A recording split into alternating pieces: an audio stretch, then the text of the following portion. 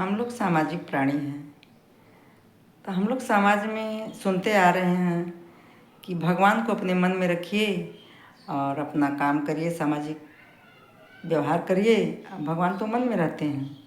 तो एक सज्जन पुरुष एक संत से पूछ रहे हैं, कह रहे हैं कि क्या ऐसा संभव है कि भगवान को मन में रख के हम अपना सामाजिक व्यवहार सब निभाते चलें। तो संत ने पहले सुने और इसका बाद मुस्कराएं और उनको बताना चालू किए। तो भजन के माध्यम से सुनते हैं हम लोग, कैसे कहें उनको।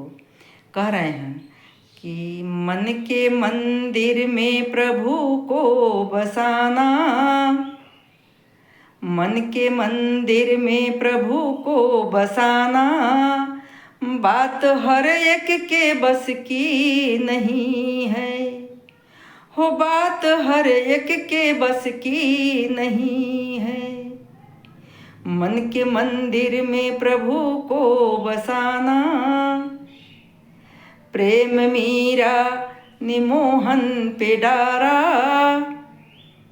उनको पीना पड़ा विष का प्याला। प्रेम मीरा ने मोहन पे डारा, उनको पीना पड़ा विष का प्याला। जब तलक ममता है जिंदगी से, जब तलक ममता है जिंदगी से, उनकी रहमत बरसती नहीं है। हो उनकी रहमत बरसती नहीं है।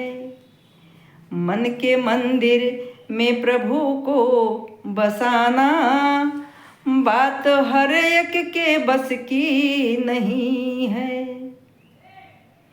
भगवान का एक परम भक्त जिनको बच्चा बच्चा जानते हैं, उनका नाम है प्रहलाद। तब प्रहलाद का कैसे उदाहरण दे रहे हैं, कह रहे हैं कि तन पे संकट पड़ा मन ये डोला, लिपट खंभे से प्रहलाद बोला। तन पे संकट पड़ा मन ये डोला, लिपट खंभे से प्रहलाद बोला। पतित पावन प्रभु के बराबर, पतित पावन प्रभु के बराबर, कोई दुनिया में हस्ती नहीं है। कोई दुनिया में हस्ती नहीं है। मन के मंदिर में प्रभु को बसाना, बात हर एक के बस की नहीं है।